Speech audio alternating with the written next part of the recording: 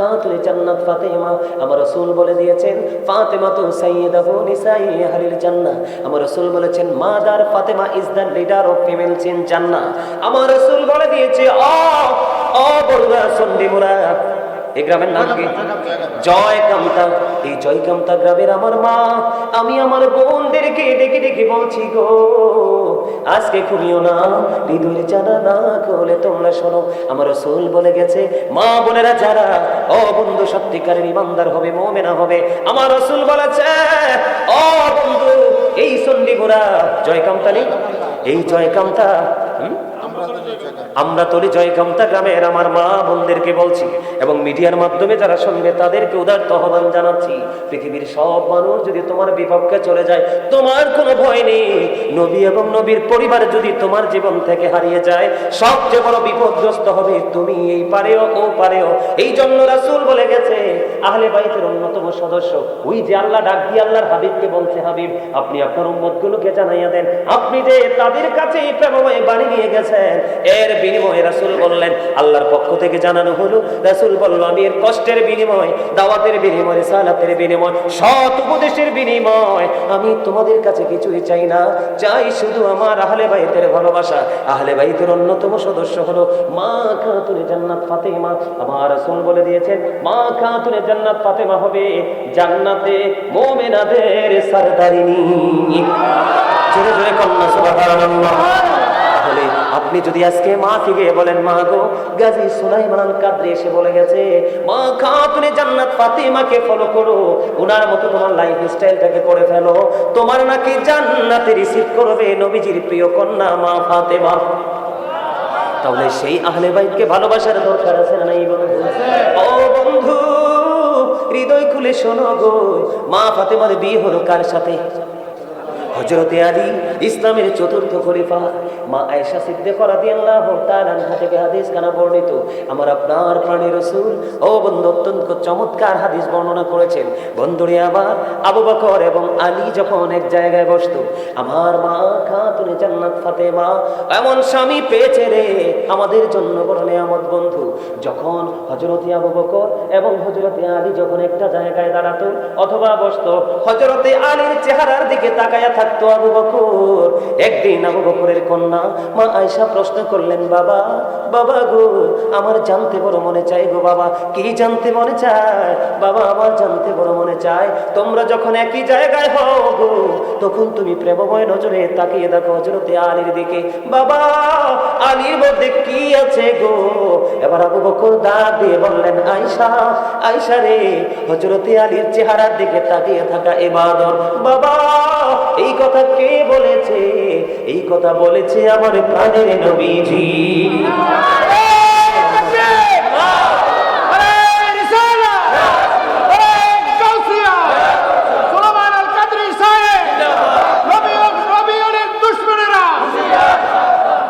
বন্ধুরে আমার এবার আসেন হযরতে আলীর মর্যাদা বোঝানোর জন্য বলছি। বন্ধুরে আমার এবার আলীর বিয়ে হলো কার সাথে? মা ফাতেমার বিয়ে হলো কার সাথে? আলীর সাথে। আলীর বিয়ে হলো কার সাথে? মা খাতুনে জান্নাত ফাতেমা। ও বন্ধু মা ফাতেমার দলিল পেয়ে গেলাম, ভালোবাসলে জান্নাতের নেত্রী। আর হযরতে আলী সম্পর্কে রাসূল বলেছেন I am a city of education, the gate of that city is Ali. আমার রাসূল বলেছেন আনা মাদিনাতুল ইলমি ওয়া আলিউল লাবুহা। আমার রাসূল বলেছেন আমি নবী হলাম শিক্ষার শহর আর সেই শহরের দরজা হলো হযরতে আলী। চলে বলুন সুবহানাল্লাহ।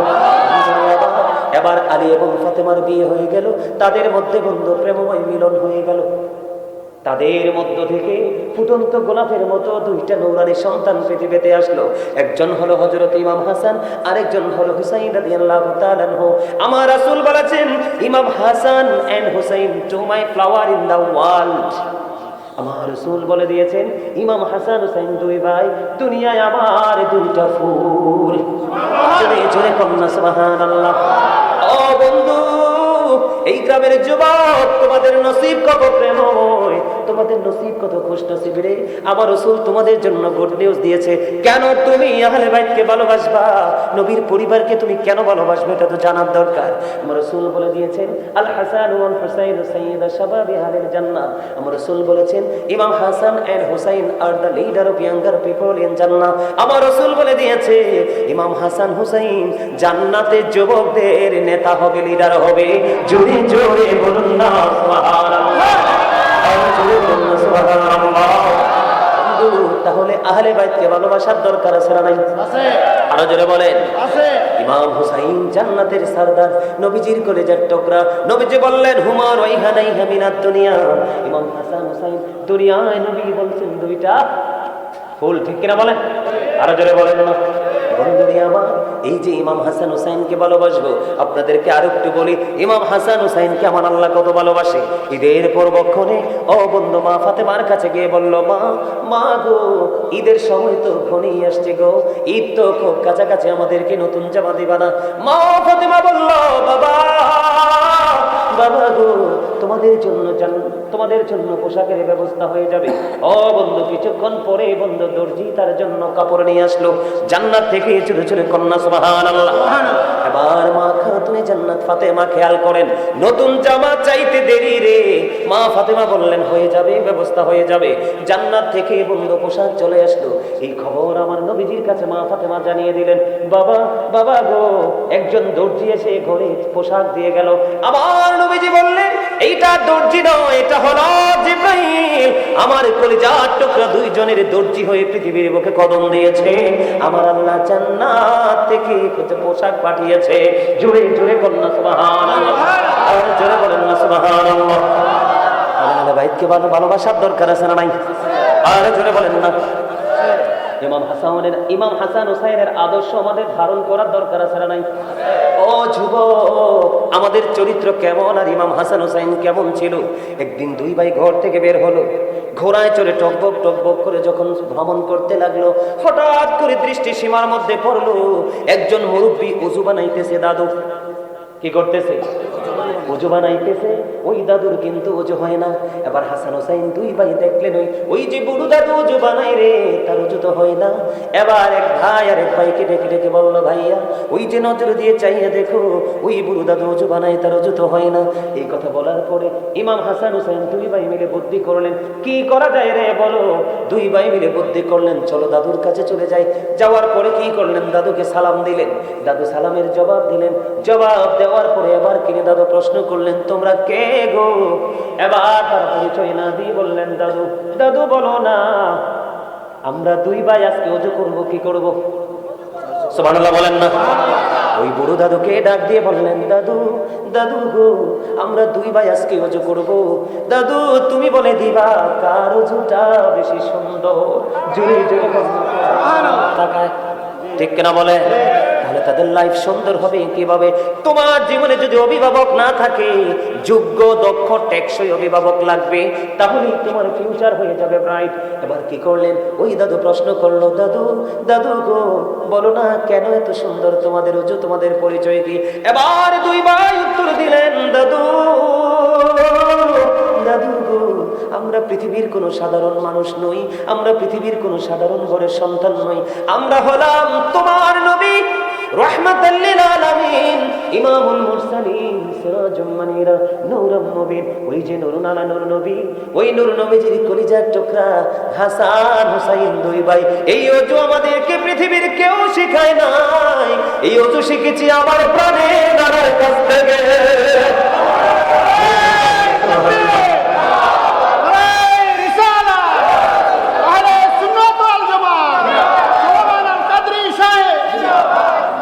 আমি তোমাদেরকে হুসাইনের, হাসান হুসাইনের মর্যাদা বোঝানোর জন্য বলছি। এক্সাম্পল দিয়ে আমি কারবালার ময়দানে ঢুকবো, তোমাদেরকে বুঝাইতে চাই যুবক, ইমাম হাসান হুসাইনের কাছে, আমার আল্লাহর কাছে তারা কত পছন্দের। পছন্দের যদি না হতো ওই হাবিবকে ডাক দিত না। ঠিক কিনা? আল্লাহর বন্ধুকে ডাক দিয়েছে, হাবিব আপনি যে রিসালাতের বাণী নিয়ে গেছেন, রিসালাত দিয়ে গেছেন, সত্যের উপদেশ দিচ্ছেন, এই যে কষ্ট ত্যাগ স্বীকার করেছেন, এর বিনিময়ে আপনি কিছুই চান না। উম্মতগুলোকে জানাই দেন, আমি চাই শুধু আমার আহলে বাইতের ভালোবাসা। আল্লাহ যদি ভালো না বাসতো আল্লাহর হাবিবকে কিন্তু তো প্রেমময় নির্দেশ দিতেন না। ঠিক কিনা বলেন? যুবক হৃদয় খুলে শোনো রে বন্ধু, বিরক্ত হইও না, বিরক্ত হইও না, কিছুর মধ্যে আলোচনা শেষ করে দিচ্ছি।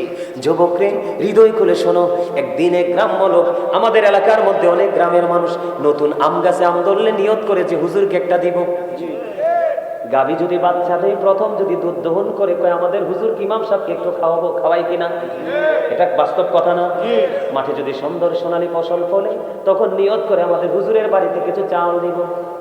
এক্সাম্পল দেই, আমি মুন্সিগঞ্জে গেলাম বন্ধু আজে, গত বছরের আগের বছর। এখন আমার যেই বাড়িতে বসেছিলাম ওই বাড়ি থেকে স্টেজে যাওয়ার মাঝখানে একটা আলু ক্ষেত আছে। রোজার একেবারে কাছাকাছি সময়ে গিয়েছিলাম।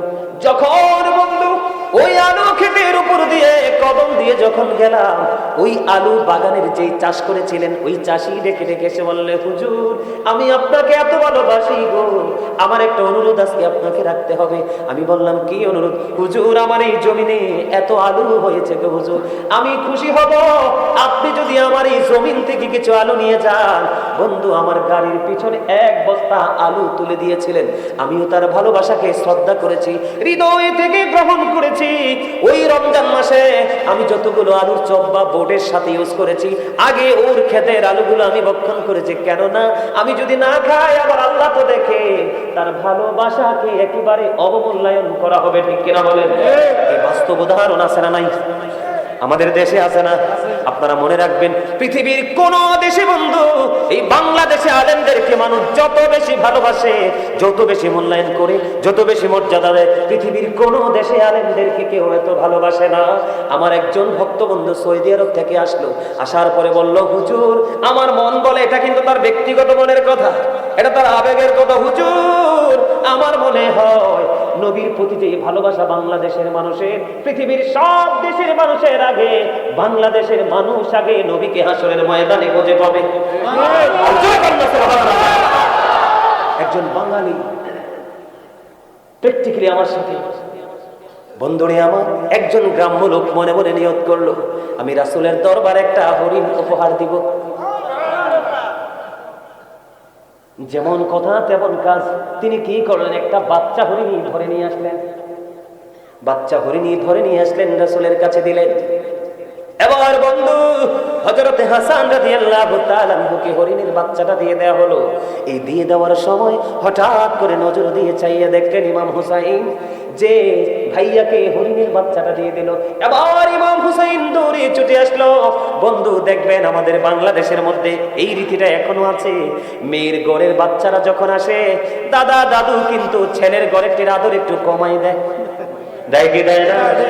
আমার মেয়েটা অনেক দূরে থাকে, এই আমার নাতি নাতকুর গুলো আদর থেকে বঞ্চিত হয়, একটু হৃদয় দিয়ে ভালোবাসে, আদর করে কোলে করে আদর দিয়ে বন্ধু রাখে রাখে কিনা? বন্ধুরে আমার, বন্ধু এবার কি করলো? ইমাম হুসাইন দেখতে পেলেন ওই যে হরিণের বাচ্চাটা ভাইয়াকে দিয়ে দিয়েছে। এবার দৌড়ে ছুটে আসলেন প্রাণের নানার কাছে, নানা নানা গো, ভাইয়াকে তো হরিণের বাচ্চা দিয়েছ, আমারও তো একটা লাগবে। জোরে বলেন না সুবহানাল্লাহ। আমি বুঝাইতে চাই ইমাম হাসান হুসাইনকে আমার আল্লাহ কত বেশি ভালোবাসে বন্ধু। এবার কি করলেন? নবীজির কাছে হরিণ আসছে কয়টা? বন্ধু কতবার আমি পড়েছি রে, যতবার আমি পড়েছিলাম ততবার আমি পেজটার দিকে যদি তাকিয়ে দেখলাম আমার আল্লাহ কত ভালোবাসে রে, তাদেরকে জানি কাল হাসরে পাবো কিনা, সেই মর্যাদার সমকক্ষে যেতে পারবো কিনা মনের ঘরে বন্ধু মনের অজান্তেই ভাবনা চলে আসে। এবার কি করলেন? ও বন্ধু ইমাম হুসাইন এসে চাইলেন, নানা গো আমার একটা হরিণ লাগবে তো। এই কথা বলার পরে ইমাম হুসাইন হরিণই চাইতে দেরি, আমার নবীজি ওই যে দেখেন আমার চোখের সামনে গেটের বাইরে কিছু মানুষ দাঁড়িয়ে আছে, দেখেন স্পষ্ট দেখা যায়। এটা প্র্যাকটিক্যাল, আমি বোঝানোর জন্য বলছি, প্র্যাকটিক্যালি দেখতে পাচ্ছেন কিনা? ঠিক আমার নবীজি ও বন্ধু সুন্দর করে নিবিড়ভাবে দেখায় দেখলেন দুইটা হরিণ দৌড়ে নবীজির দিকে ছুটে আসছে। এবার এসে বন্ধু একটা হরিণের বাচ্চা, আরেকটা হলো বড় হরিণী। এবার হরিণী নবীজির সামনে আসলো, আসার পরে আল্লাহর কুদরতে হরিণীর জবান খুলে গেল।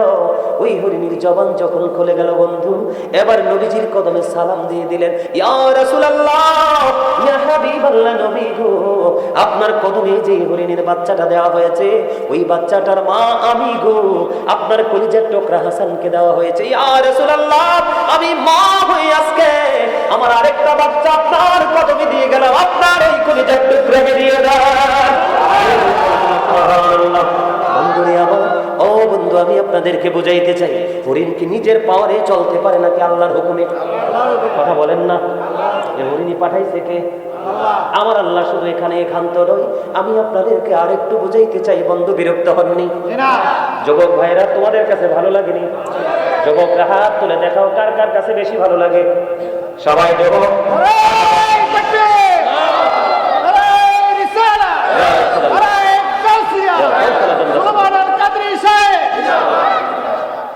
বন্ধুরে আমার, আমার দিকে তাকান। ইমাম হুসাইন ছোট্ট ওই দিকে যাচ্ছে খেলার জন্য। মা খাতুনে জান্নাত ফাতেমার গলা জড়িয়ে ধরলেন। মা, মা গো, আমি বন্ধু অত্যন্ত প্রেমময় খবর শুনে নেন। এবার মা, আমি একটু খেলতে চাই বন্ধুদের সাথে, আসার পরে আমাকে আপেল দিতে হবে। মা খাতুনে জান্নাত কোনো চিন্তা করলেন না, তিনি বললেন, হ্যাঁ বাবা, তোমাকে আমি আপেল দিব। এই কথা বলার পরে ইমাম হুসাইন খুশি হয়ে বন্ধু চলে গেলেন।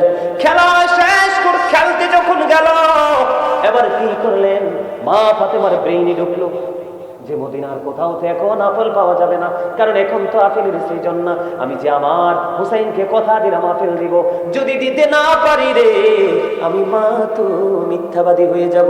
মা ফাতেমার মধ্যে বন্ধু একটা চিন্তা যখন চলে আসলো, যারা মদিনায় গিয়েছে তারা দেখেছে আমার নবীজি রওজা মোবারক থেকে, ও বন্ধু, মা ফাতেমার বাড়ি বেশি দূরে ছিল না, অল্প কিছু ডিস্টেন্স ছিল বন্ধু।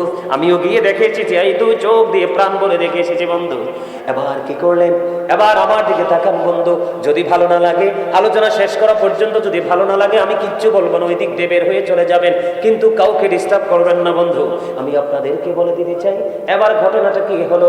এবার ইমাম হুসাইন গেলেন চলে গেলেন খেলতে, মা ফাতেমা দৌড়ে চলে গেলেন রাসূলের হুজরা মোবারকে। হুজরা মোবারকে যাওয়ার পরে আমার নবীজি চাইয়া দেখলেন ইমাম হুসাইনের মা জান্নাতের সরদারিনী, আমার নবীজির কলিজার টুকরা যাকে বলা হয়, বলতেন আমার নবী উম্মে হাবিবা।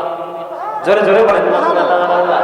বন্ধুরে আমার, নবীজি যখন ললাটের মধ্যে ঘাম দেখলেন, দেখার পরে ডাক দিয়ে বললেন, মা, মা গো।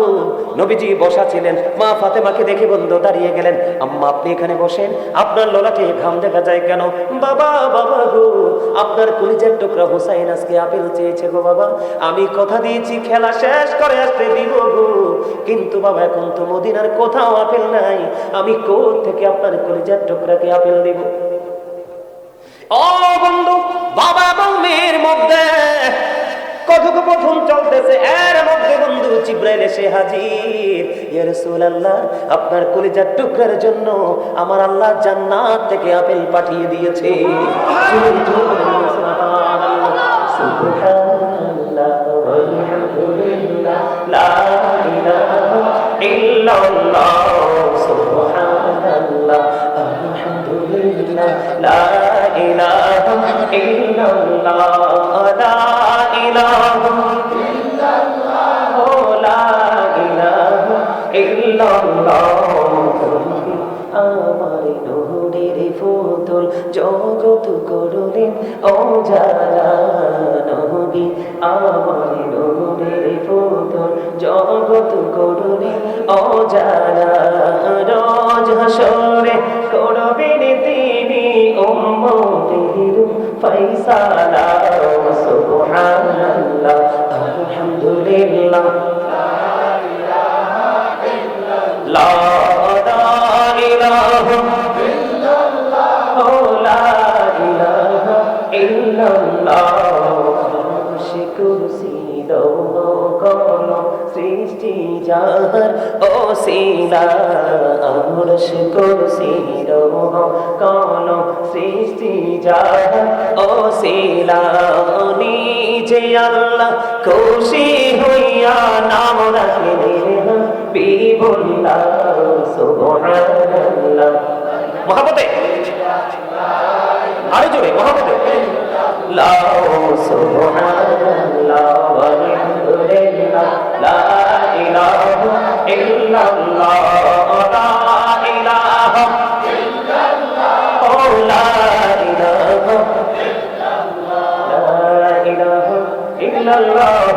মুহাম্মাদুর রাসূলুল্লাহ সাল্লাল্লাহু আলাইহি ওয়াসাল্লাম।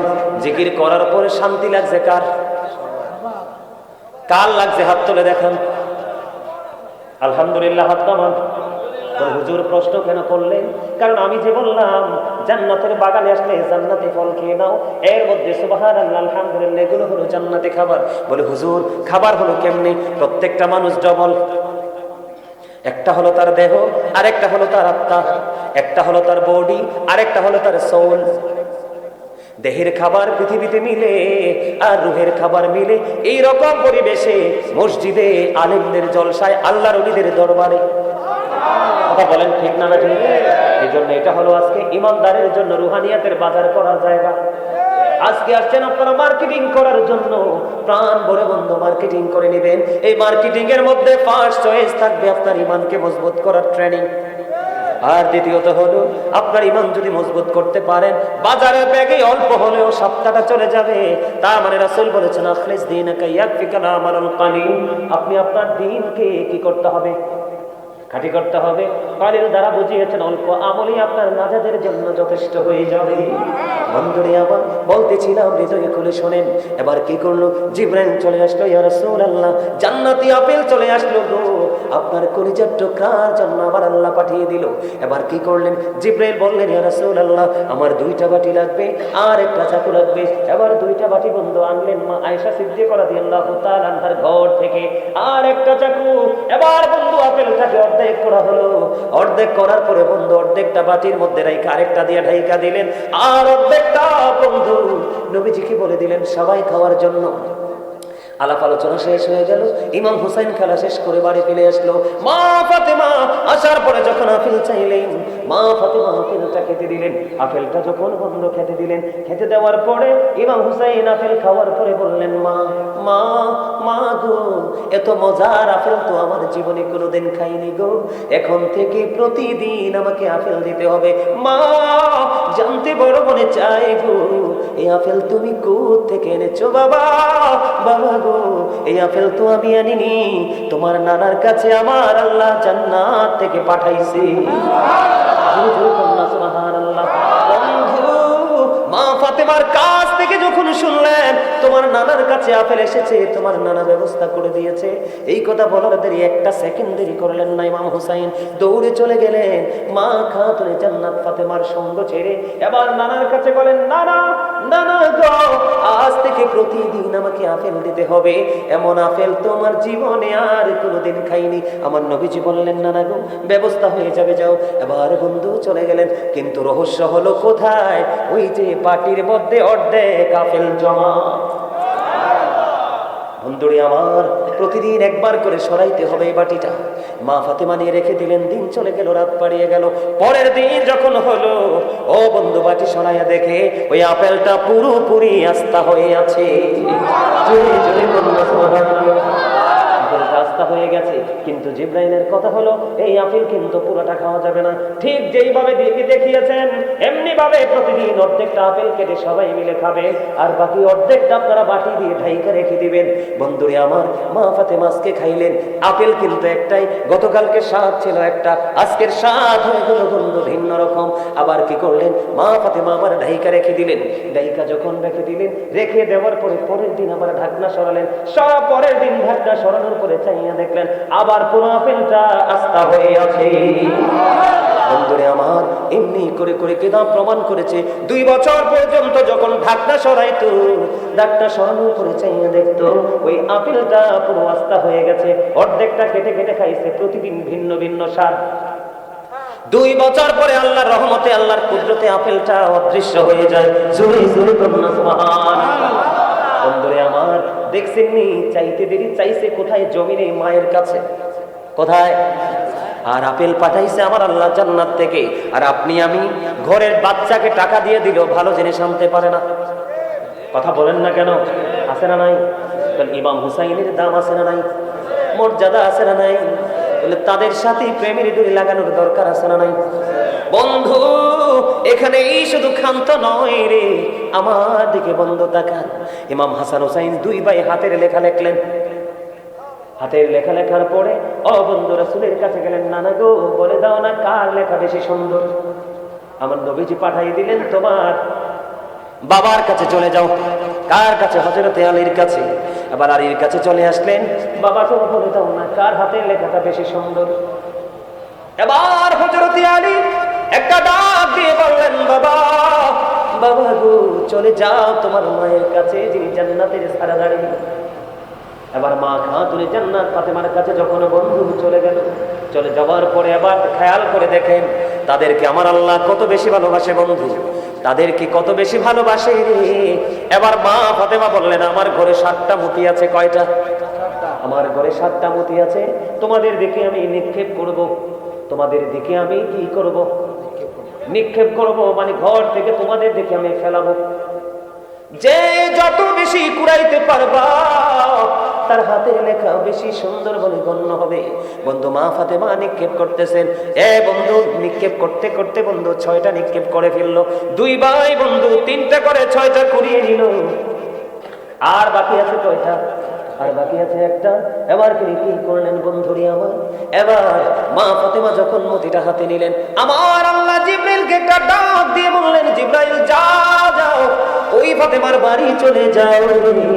ফাতেমা যখন মতিটা নিক্ষেপ করবে ওইটাকে আর 2টা টুকরা করে ইমাম হাসান হোসেন 2 ভাইয়ের ভাগে অর্ধেক করে দিয়ে দাও।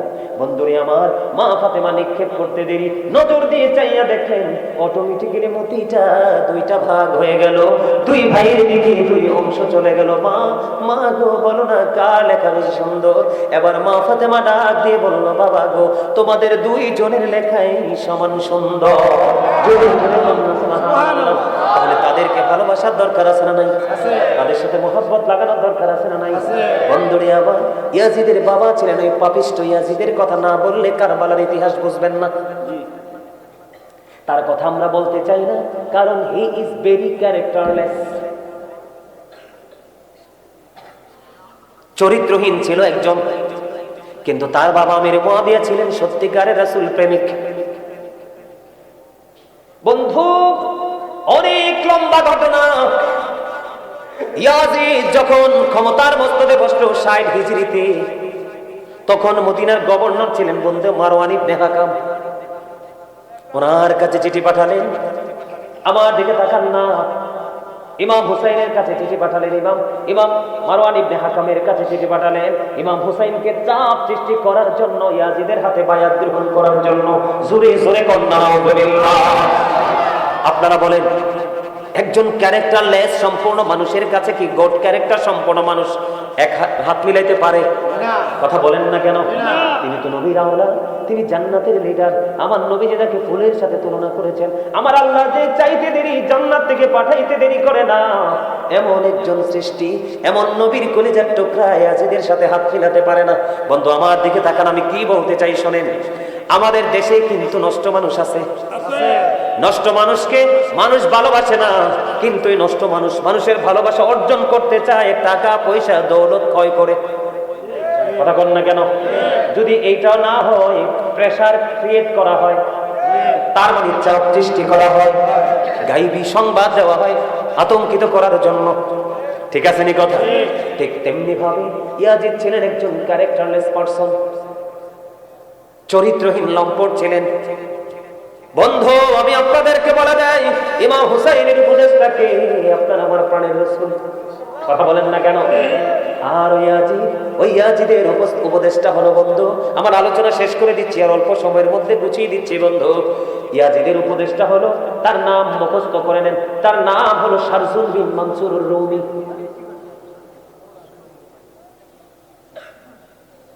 তোমাদেরকে বলছিলাম কথা বলো না, কথা বলবা? আরো জোরে বলবা কথা? কি করবা? চুপ। ঠিক আছে? কারণ এতক্ষণ ধৈর্য ধরেছো, আর একটু ধৈর্য ধরো। আমি আবারও বলছি, আপনাদের মধ্যে যদি কোনো বিরক্তি বা ক্লান্তি বা প্রতিকূলতা সৃষ্টি হয় মানসিকভাবে, তাহলে ওই যে অনেকে দেখেন না বের হয়ে যাচ্ছে না, গিয়ে একটু হাঁটাহাঁটি দিয়ে আসবেন, কিন্তু কানটা রাখবেন ওয়াজের দিকে যদি শেখার ইচ্ছা থাকে। আর যদি বলে না হুজুর মানে মন চাইছে না, তাইলে আমি মনে করি বাড়িতে গিয়ে ঘুমানো বেটার। ঠিক না? কারণ এই একটা মাহফিল অনেক কষ্ট করে। জিজ্ঞেস করেন ওনারা কতদিন ফোন দিয়ে আমার সিরিয়ালটা নিচ্ছে। অনেক ব্যস্ত থাকতে হয়, ঘুম নাই, খাওয়া নাই, রাত কি রাত রাস্তায়।